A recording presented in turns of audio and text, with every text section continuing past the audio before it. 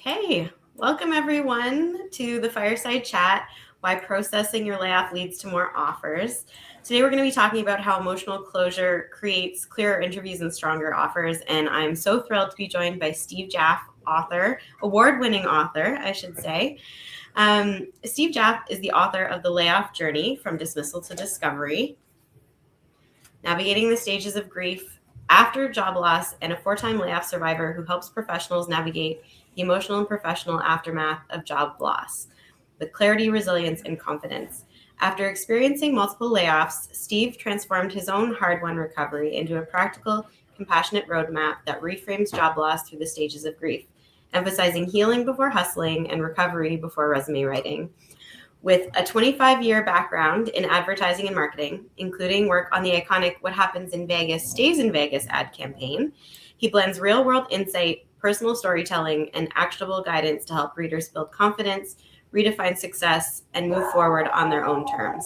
Steve holds a degree in journalism and communication from San Diego State University and has returned to his roots as a storyteller to help others turn career disruption into meaningful reinvention.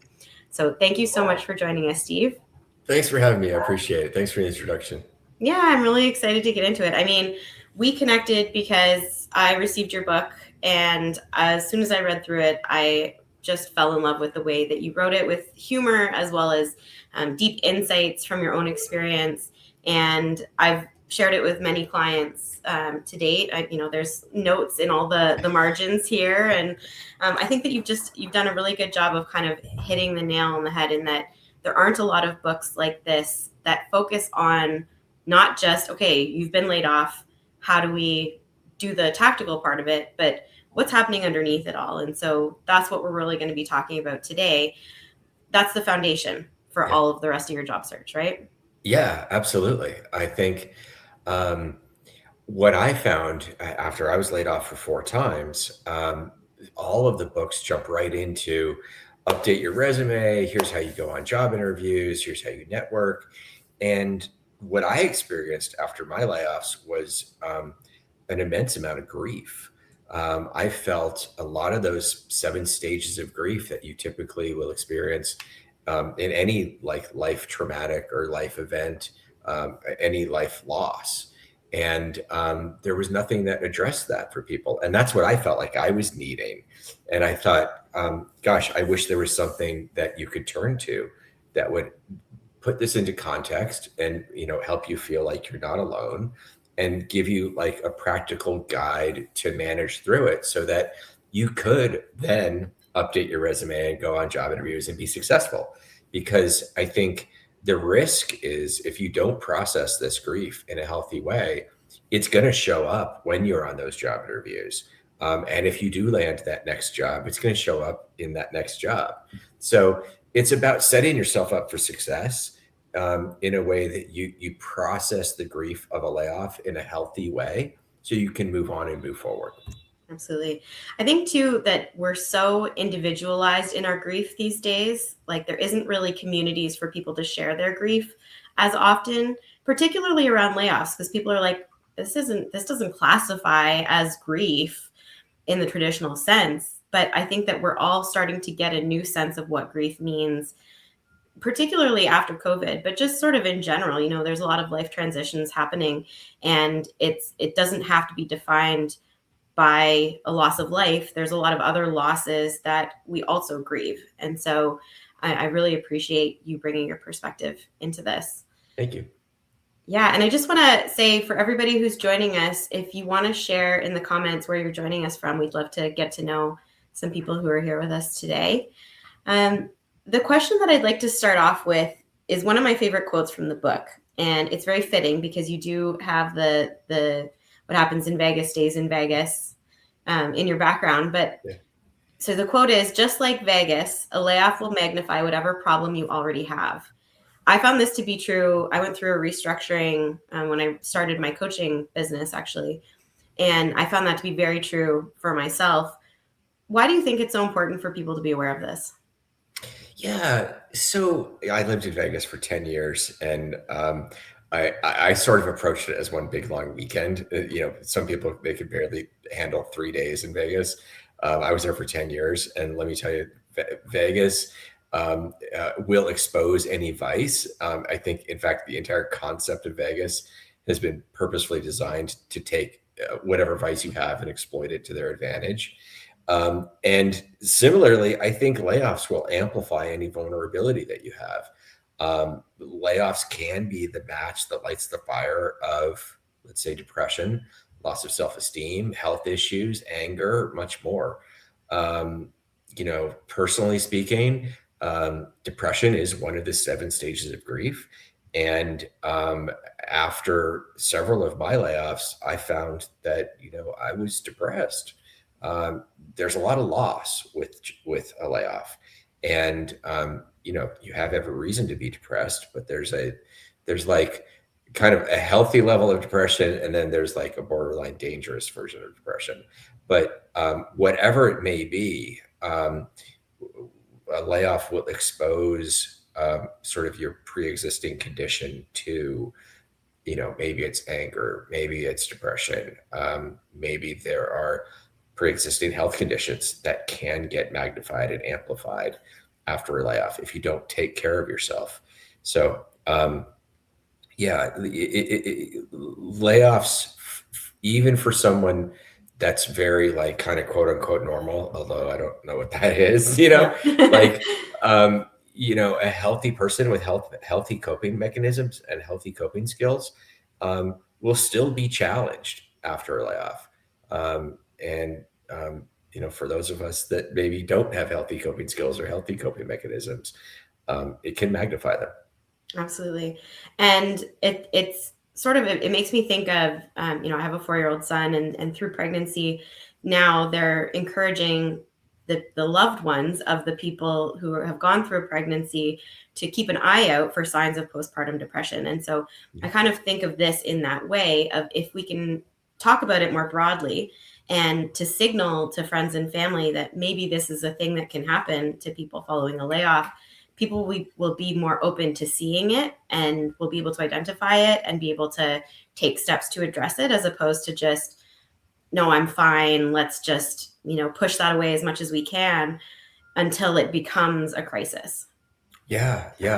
I think there's a lot of things I'm hoping to normalize with this book and these conversations. For one, there's a lot of shame and embarrassment that come from a layoff. People feel like they've done something wrong. There's a lot of self-doubt that creeps in, and you're kind of embarrassed to talk about this. About 40% of all Americans have been laid off at least once. And I feel like if more people understood how ubiquitous these things are in business, and they're becoming even more ubiquitous than ever, folks wouldn't attach that kind of baggage to it. In a way, it's almost like a rite of passage. There's some industries where it's, you get laid off multiple times over the course of your career.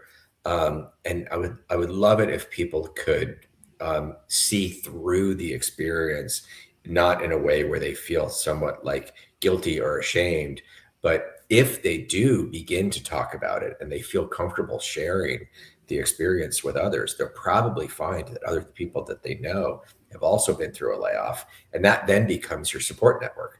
But because people are so afraid to talk about it and reach out, you keep it inside of you. And I just would love it if people would kind of put the shame and embarrassment on the company, because the company is at fault. Really, you're not at fault. You were in a circumstance beyond your control, and generally layoffs are no-fault terminations. So you may have been a high performer, you may have been employee of the year, and you may have still gotten laid off. That's nothing to hang your head about, right? Yeah. But people still kind of have this like a scarlet letter around a layoff, and I hope that the book helps to dispel some of that. Yeah, absolutely. And I think it's shifting a lot too. Being in this space, I see a lot, and I talk to a lot of people, human resource professionals, hiring managers, as well as job seekers. And so I can see that there is a shift in perspective on the hiring side, that, people are aware that these are happening, and it's in the news a lot. I read something recently, and I'm not going to quote it perfectly here, but this was one of the highest years of layoffs in a very long time. Yeah. And so because it's happening so much more often, I am hoping that shame and guilt that comes with it starts to diminish a little bit when people start to realize, like, yeah, the HR team is going to get it. When you say I went through a restructuring, they're like, yeah, that I understand. It's interesting because logically we can talk through this. We can say, yes, it was a restructuring. I've been on the other side of the restructuring, on the financial side, when I was an accountant and finance, of seeing like how the numbers are actually run. And it is very much like, okay, well, this is doing this and this is contributing to this, and this department now needs to go. So logically it makes sense, but then your body reacts so differently. So why does the body and nervous system ignore the logic, do you think? Well, so you have like your rational mind, and your rational response is, our brains can understand, okay, the company is going through a difficult budget scenarios, but different budget situation. They need to reduce headcount to bring, the money to the bottom line. And so they need to cut departments or cut headcount or whatever. Like, you can kind of understand that rationally. But the body and the nervous system, they process the event through the lens of the emotional impact. So emotionally, it's much more difficult to come to terms with. I've lost my paycheck. I've lost my health care. I've probably lost a lot of relationships. I lost something that maybe brought me joy, something that brought me fulfillment, something that I may have defined myself through.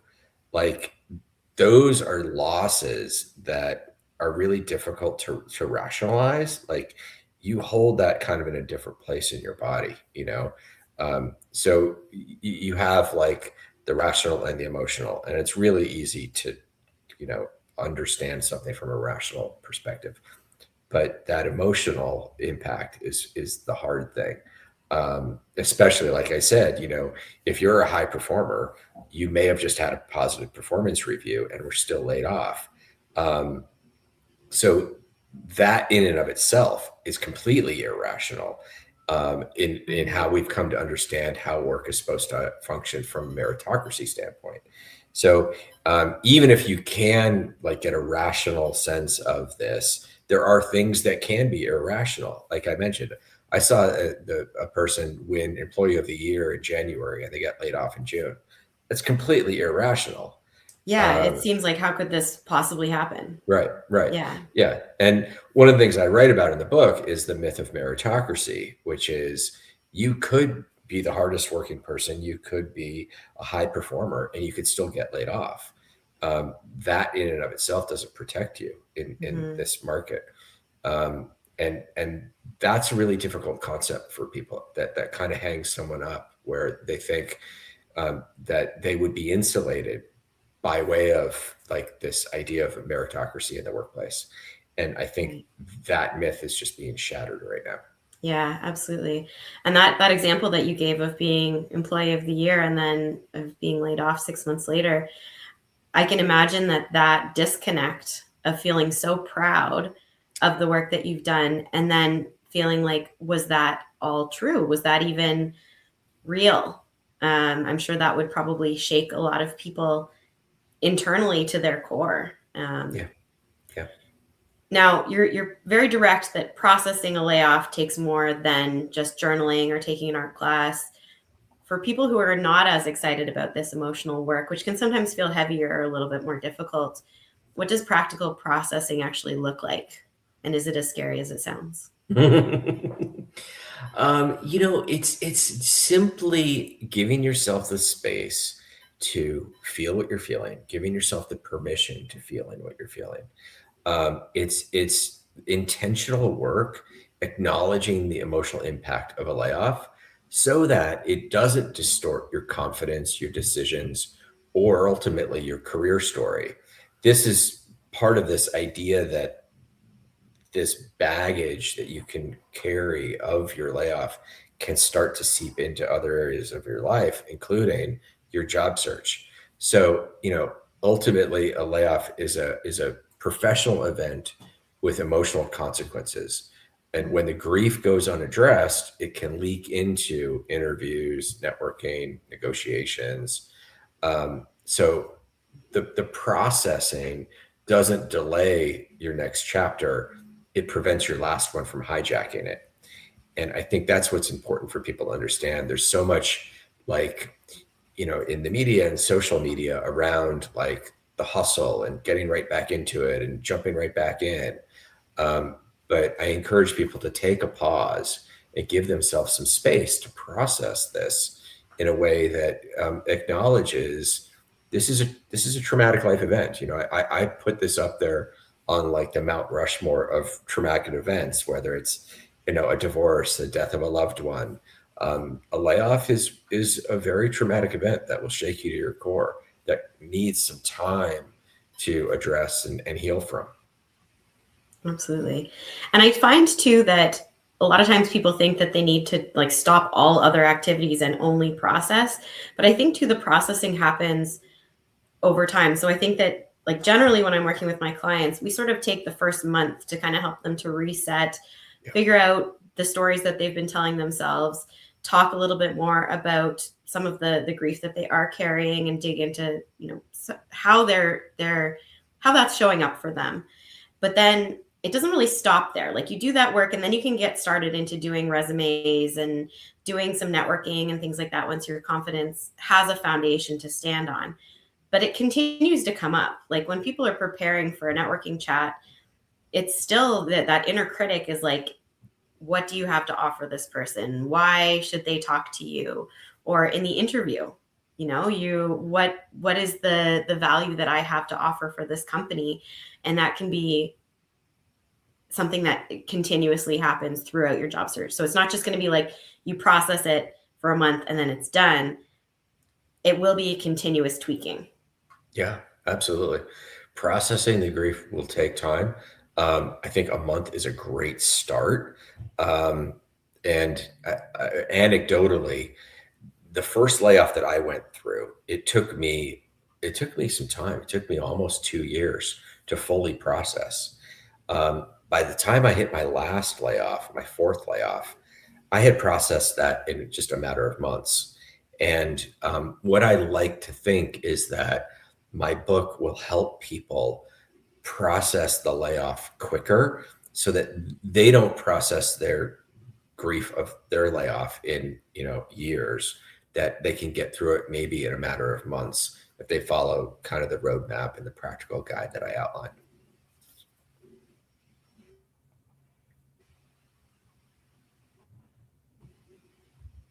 Did we lose each other? I'm losing Steve. Oh. Um,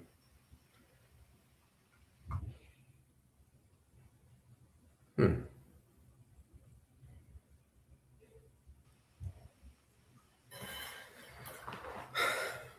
Are you able to hear me? I can hear you. Yeah. Can you hear me?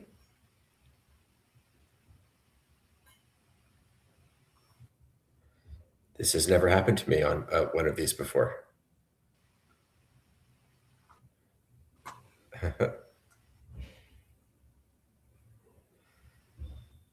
Can you hear me?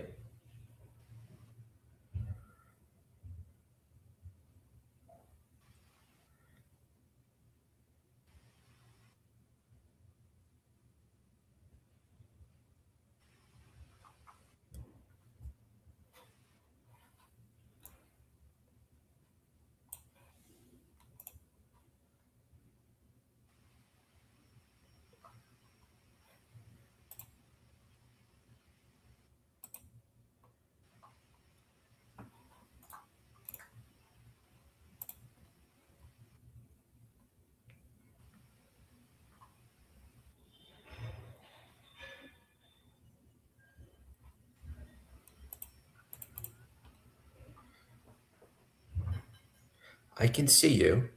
And I think I can Okay. hear you. Yeah. Are we back? Thank you for the feedback.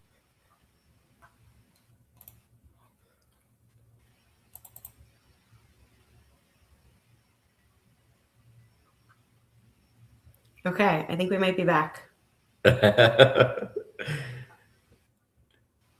Yeah. All right. Adrian, can you let us know? Can you hear us both now?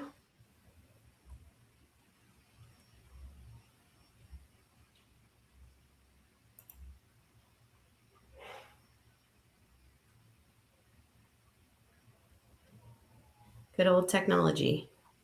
Yeah.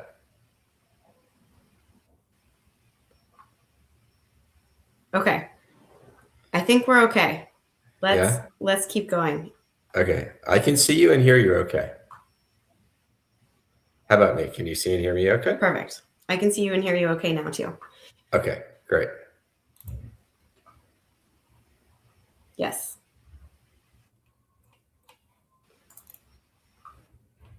The next topic that we are going to talk about, just to get us back into this, you've joked that screaming it out can be a valid processing tactic.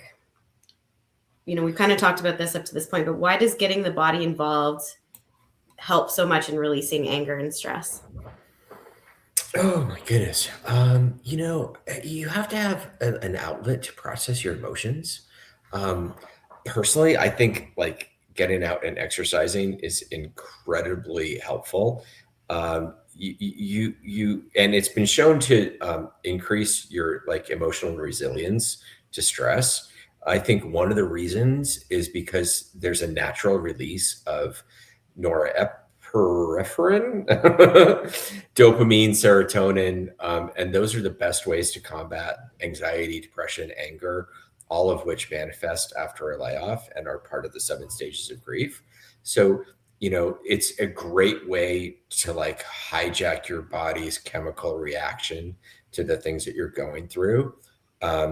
Oftentimes, if you're out for a jog or you're exercising, it kind of gives your brain a pause from thinking about processing all of the things that you've been through. So I think it's really important to find an outlet where you can kind of let off some steam, whether that's going someplace and screaming, doing kickboxing, going to the gym, going for a walk. Moving your body is really important in this kind of recovery process for sure.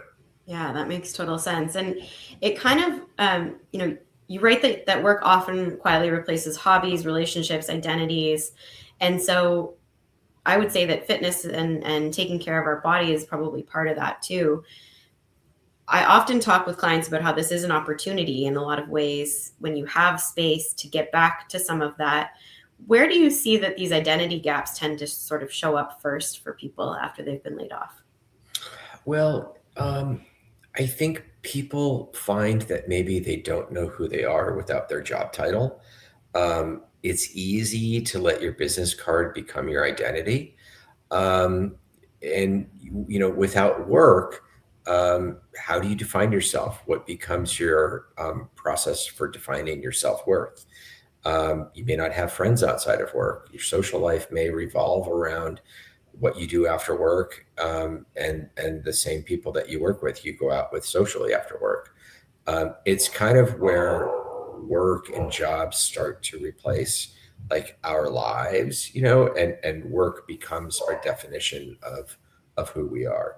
Um, so and that's the tricky thing that you need to get through after your layoff is defining yourself without that job, without that title, without that place that you worked, taking your skills, your talents, your experience, and creating a narrative that transcends that business card, because the business card can get taken away, right? But your skills and experience and talents can't.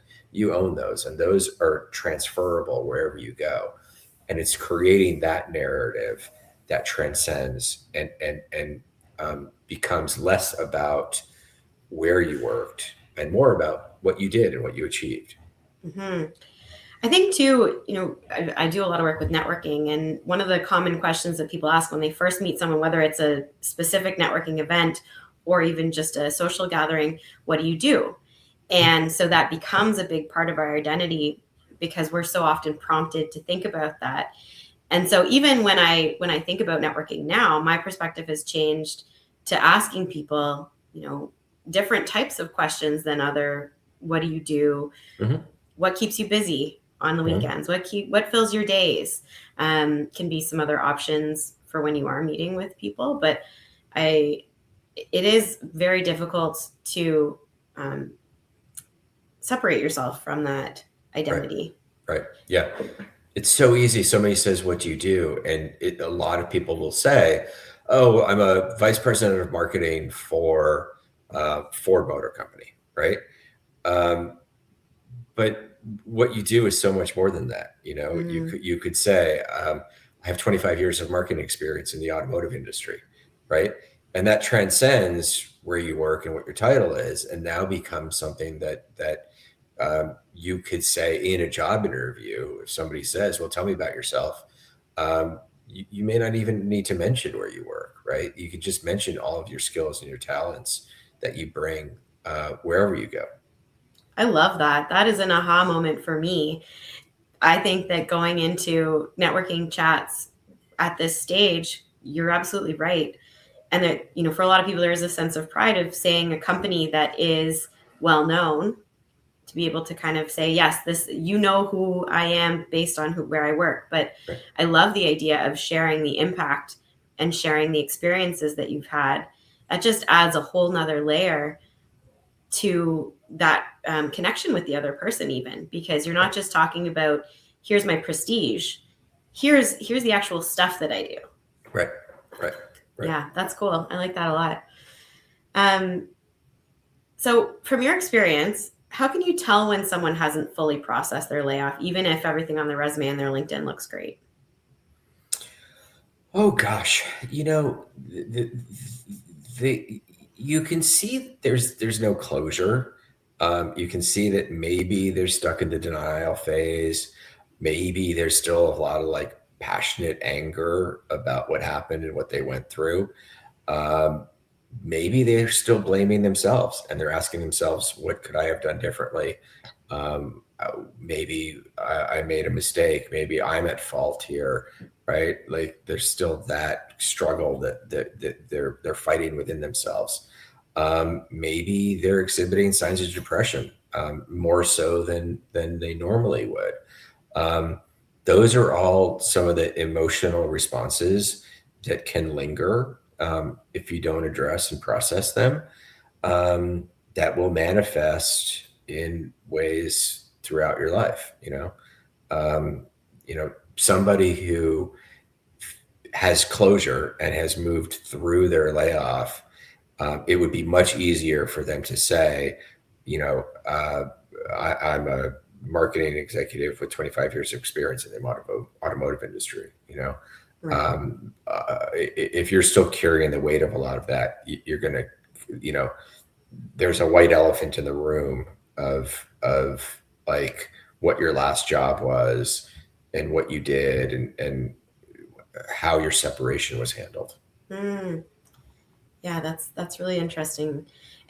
It's funny because I have clients do an exercise where they kind of brain dump their work experience in order to use it as a prompt for AI for some of their updating of their materials. And one of my clients was talking to Claude, using Claude to process and to write down some of this stuff. And Claude actually came back and said, seems like you have some unprocessed resentment. Oh, And I thought that was so great. I thought, like, that is such a cool way of finding these little pockets yeah, of where it's starting to show up in how you're talking about your work. And right, there might not always be a human who's bold enough to say, I think you got some resentment there in the right, story you're telling me. right. But imagine if AI can pick it up. Imagine if you're sitting across from somebody, how that's going to show up. For sure. Yeah. Yeah, agreed. Okay, so once somebody actually has processed their layoff, what changes in their interviews when they own their story without that defensiveness or resentment or over explaining?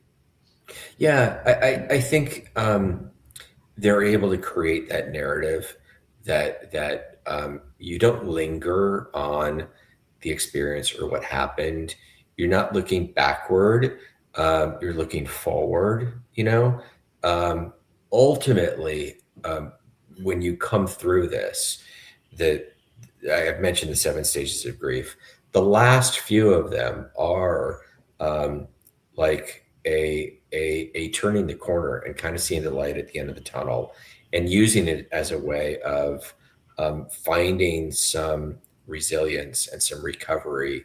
Um, and when you've done that, you become, your view on the layoff is less about like a roadblock, and it's more about like a detour. So you don't see it as this traumatic thing to your career or your career path. It's more of like a redirection, and you accept that and you move through it. One of the keys to processing this is acceptance, accepting the situation that you find yourself in, and finding a way to get closure, and to move through it. So somebody that's able to not harbor anger for the last company or the person that laid them off, um, and can still hold their own self-confidence and like self-esteem, and don't feel like the layoff was a statement on their self-worth. Rather, it's a business decision. Like those Right. are all like really healthy ways that you can allow it to not hold you back, and not be this like barrier. Yeah. I think too, like as you're saying that, I hear some past clients saying, because we've had similar conversations, saying like, if I forgive them, it makes it right what they did or how they treated Oh, me. And I think that is always very challenging for people to think like, if I accept this means that what they did was right. And cool. I want to be really clear that there's a distinction there. It Yeah. doesn't make any of it right. No. It means that you've accepted that it happens. Right. You can still not accept the way that they treated you while moving through it to process it and to let go of your own anger around it. Yeah, absolutely. There are horrific stories about the way people have been laid off. Story about a woman in labor who was laid off. She got an email like while she was in labor. Um, Oh my like gosh. that's probably one of the worst things you could ever imagine.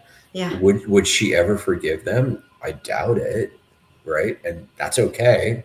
Like you don't have to forgive them to move on and to put it behind you. Like Yeah. that's okay. Like that's a healthy level of like understanding that the circumstances by which they handled that were just unacceptable and probably inhumane. Yeah. And there are a lot of scenarios like that, and a lot of stories that I've heard. Um, and I think it's okay to carry some of that anger, but also say, listen, I'm not going to let it hold me back. It's not going Mm-hmm. to be the story that I use to define myself. I'm not going to let my career or my career path be affected by what was a bad business decision that Yeah. was made by the company, and in how they handled the layoff. Yeah. Absolutely. Now, you mentioned that building resilience is really important. So while people are in, I call it, well, messy middle is kind of a common phrase right now, but what does resilience actually look like while you're in the messy middle of searching for your next role, as well as in someone's career longer term? Yeah, there's this weird place where, okay, you had your job, now you no longer have that job, and you're looking for your next job, but you don't have that next job yet. And that's this weird messy middle of, okay, what am I without these jobs? What am I like? How am I finding fulfillment? How am I defining my self-worth? Um, and it's in that search that you, I think, can find um, a recommitment to what you want your career to be.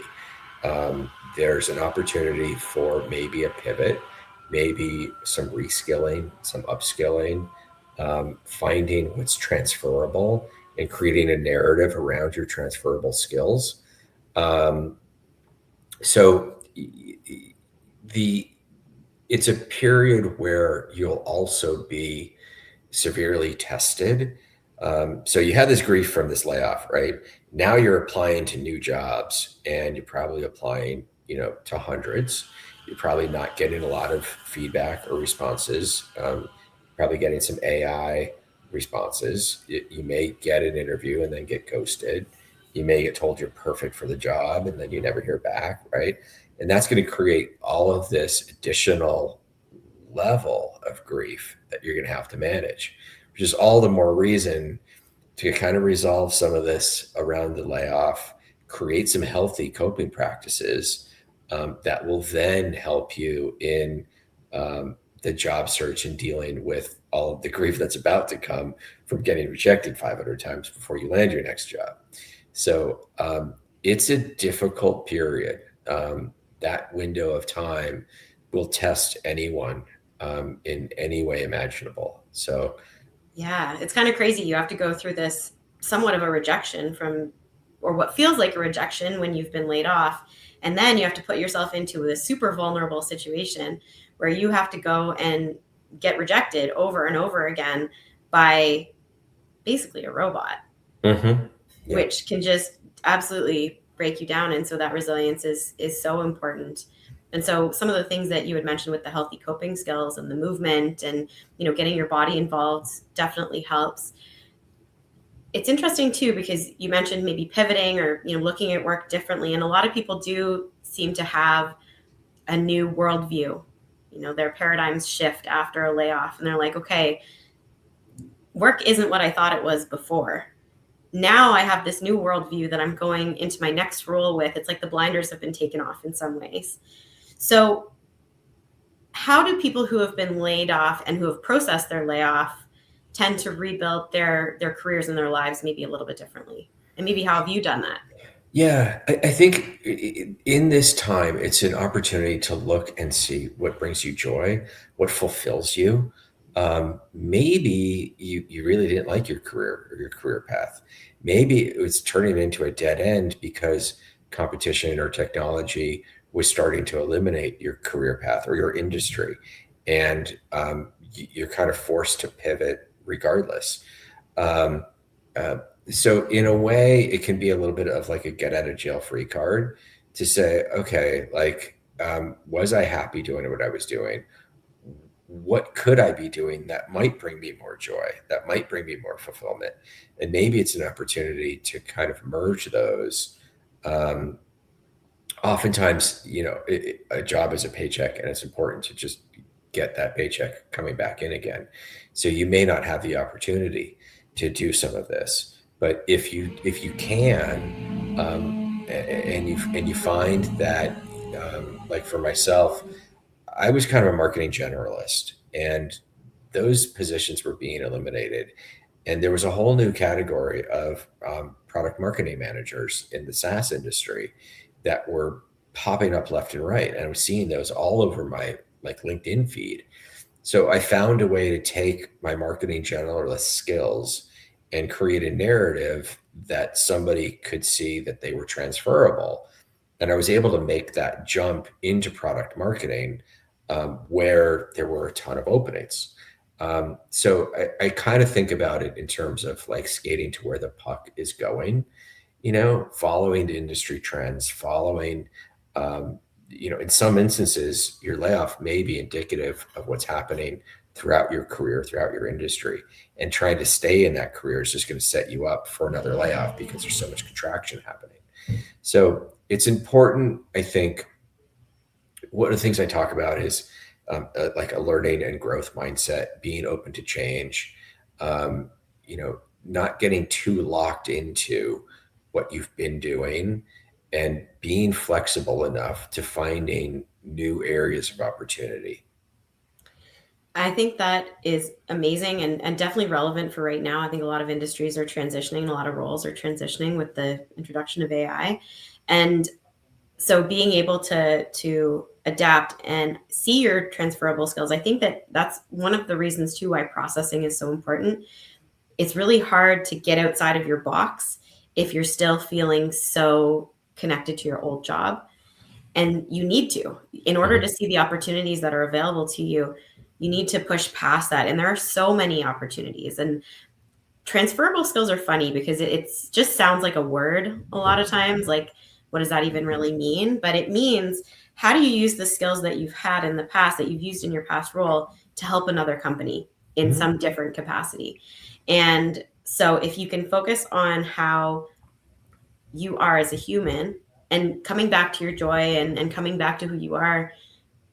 People talk a lot about spark in their career and how they've lost their spark. And sometimes a layoff can be an opportunity to find that spark again. And in order to do that, though, you need to be able to shed some of the baggage. Right. Yeah, absolutely. Okay. So, now let's say they've processed, they've gone into the interview, they're able to tell their story really well. How might this affect their negotiations for their next role? We talk about offers. Yeah. It's very easy after you've been laid off. Let's say you've been out of work 6, 9, 12 months. You're pretty desperate, right? Like mortgage payments are due. It's time to get back on health insurance. It's easy to want to accept the first offer and not like push too hard, but advocating for yourself. And I think this is where that self-esteem and self-confidence come into play. Once you've built that back up and you recognize your value and your true self-worth, negotiating for yourself becomes a lot easier. So I always say, I come from a marketing and sort of sales background. So in my background, I never accepted the first offer on anything.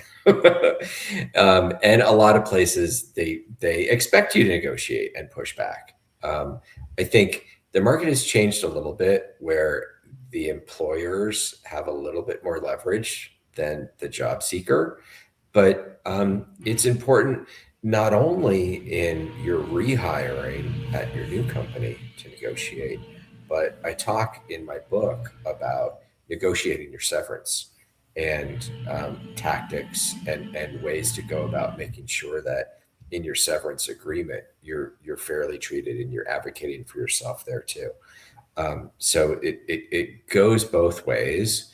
And I think some people are more comfortable negotiating than others. And I think some people, like my industry, it's just kind of the way the industry is. If I was in accounting or finance, where I've never negotiated anything because it's more like black and white, that might be harder for somebody. But it's definitely, I think, important, even just for the advocating for yourself and kind of standing up for yourself and saying, this is what I'm worth, is important as an exercise. In your book, you mentioned that it's kind of taking some of your power back. Yeah. In a situation where you feel really helpless. Yeah, exactly. Yeah, that's great. And I do think that it is important to negotiate. Asking the question, is there room for negotiation, is the easiest question to ask in the world. It's not putting overt pressure on the hiring team. It's a very open conversation. I've heard of one situation in all of the clients that I've worked, hundreds of clients that I've worked with, who said that the offer was rescinded after that. And I said, you dodged a bullet, because what exactly was going on there that made them, that simple question made them take back the offer. So it's not something to be afraid of in asking that question. Yeah. Again, that's a very, very low percentage of things, and you dodge a bullet if you do. But being able to feel that you're being valued by the company is so important. Absolutely. Yeah. Okay. So we're almost at the end of our time, and I want to leave a little bit of room for questions if anybody has them. While you are answering this final question, I'm going to put some links in our chat so that people can purchase your book. I have both the US and Canadian links for buying your book on Amazon. I'm also going to share your website, your Instagram, your blog, and your LinkedIn if anybody wants to connect with Steve. So my last question for you for today is, if you could leave everyone with a final thought or inspiration, what would you like to leave everybody with? I would want to encourage everybody to think about this, not as a closure. It's an opportunity for a detour. I would like to encourage everyone to think about this in terms of an opportunity to look forward and look ahead. It's very easy to look backward in this experience and think about all the things that you've lost, which is valid. But looking forward and finding an opportunity to take control of your narrative, take control of the experience, and move through it, move forward. It's important to take care of yourself. It's important to find like a healthy practice, mind, body, spirit. You need all of those things at your disposal to get through this and to get through the challenges to come of your job search. So what I wrote is a very practical guide to going through these 7 stages. At the end of each chapter, there's a little bit of an exercise to help you work through what might be kind of holding you back or difficult. So my overall goal was to take what took me almost 2 years to process, and what I narrowed that down into just months, to put that into a roadmap that other people can follow. I love that. And it is so useful. Highly, highly recommend it. I've put in some of the links here. I'll continue putting them in as well. And so we will open the floor now to any questions. So please feel free to add your questions into the chat, and we'll have Steve answer them.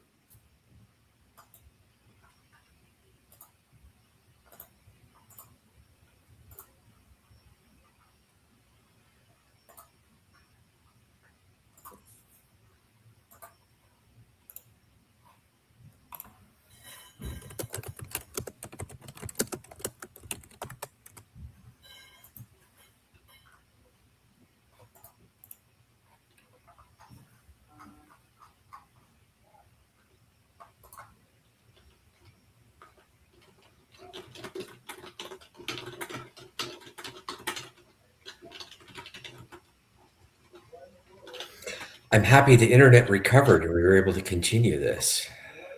Agreed. I know. Never know with technical stuff, but it seems like things worked themselves out.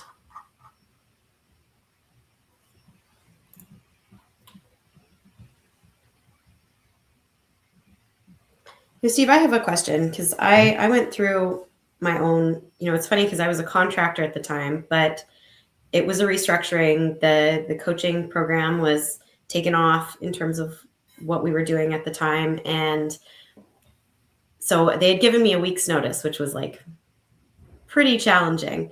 And immediately afterwards, I had a lot of anxiety, and I had a lot of, I was just like, okay, what do I do now? Like I had savings for sure, but in your experience through your 4 layoffs, and you mentioned that, this time you've processed it a lot quicker. What are some of the first steps that you took in just getting through that first week or 2 weeks? Analyzing the finances and knowing exactly how much runway that you have, looking at your bills, looking to see maybe where you can cut back, getting a really clear picture is really important, because then that can also be some of the fuel that you use in your severance agreement negotiations. Getting some security around your financial picture will give you the peace of mind to process some of the grief. So it's one of the areas that your mind first goes to is, oh my God, I don't have a paycheck coming in. What am I going to do? But seeing where all of the cards lie will help you kind of sleep a little bit easier at night, knowing that, okay, let's say I have a 6-month runway here. or, if you have maybe a shorter runway than that, you might need to act quicker. Sometimes people think a layoff is sort of like a mini vacation and they're going to take some time off, and that's dangerous, especially in this market when it's going to take a long time. It's important to process, and it's also important to take a couple of weeks, but then get back into it because it's going to take some time. Yeah, absolutely. Okay, we have a question here. Sometimes recruiters ask, if multiple people were laid off with you, how do we answer? In my experience, if you've been laid off, let's say, I will say, like in my last job, there's about 20% of the company that was laid off along with me. That gives them some frame of reference. If maybe you were the only one that was laid off, or you were the first phase of layoffs and other layoffs came after, you could always say that I feel like in this question, there's an underlying question around maybe this person was the only one laid off, and they're trying to answer that appropriately. So if it was a small company, let me rephrase. The most important thing in the layoff is that because it's a no-fault termination, you should be eligible for rehire. And that ultimately is what the recruiter is getting at. They want to know, if you were the only one laid off, were you fired? If you can, in your severance agreement, get confirmation that you are eligible for rehire, you can tell this recruiter, at the time I was the only one laid off, but I am eligible for rehire there. That means it was a no-fault termination. And that's really what they're getting at. So that would be the important thing. And one of the things that I stress to everybody in that severance is, if nothing else happens, make sure you get in writing you're eligible for rehire, because that will help you immensely when you're applying for new jobs and people are kind of probing, okay, was this a layoff? Was this something else? Having that at your disposal will be invaluable. That's a really, really great tip. One question that I meant to ask you before, sort of along the same lines, is you talk about using LinkedIn referrals or other referrals as part of your process. Sorry, we have a follow-up on this other one. My projects were made live and there were no further work for project management. Yeah. Sometimes you can kind of work your way into like job elimination. That actually happened to me one time. But it's probably a cost cutting measure too, that there was no further work to expand or whatnot. So, ultimately layoffs are a budget exercise. And, once this project went forward, that there probably weren't any other projects that they were assigning budget to, and therefore, they had layoffs. Those are the kinds of things, though, that the less detail you go into in the interview, the better. If you leave it at, I was laid off, the company was undergoing a budget exercise, and they had to cut headcount, like the no further project management work just starts going too deeper into a narrative that isn't necessary and can kind of trip you up. That's great. Love that.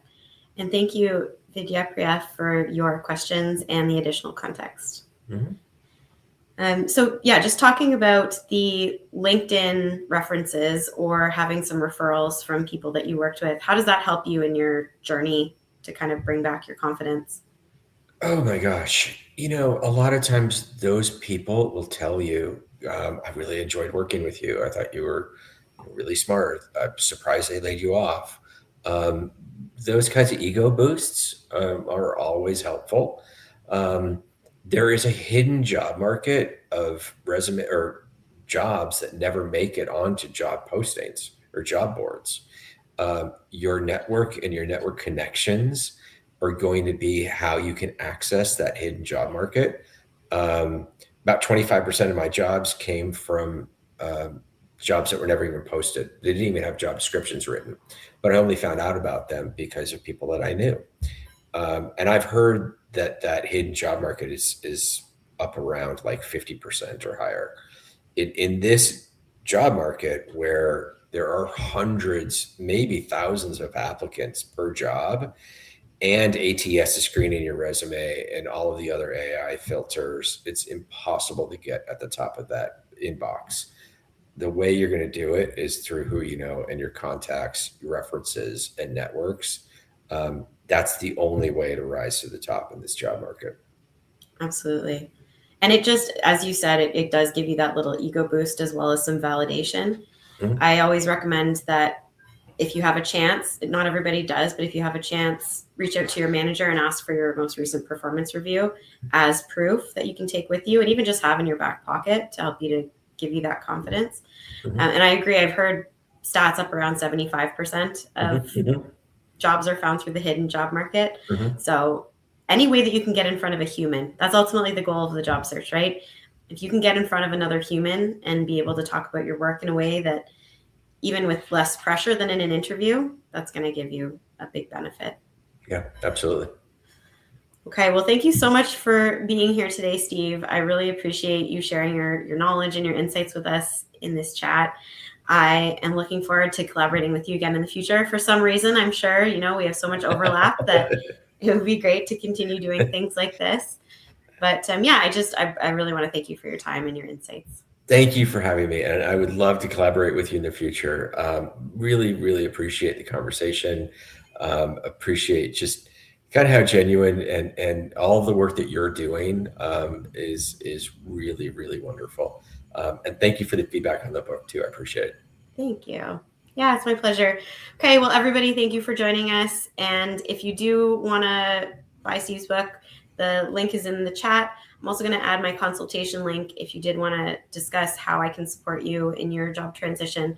I would love to do so. And we hope you have a great rest of your week and a great weekend. Take care. Thank you. Thank you.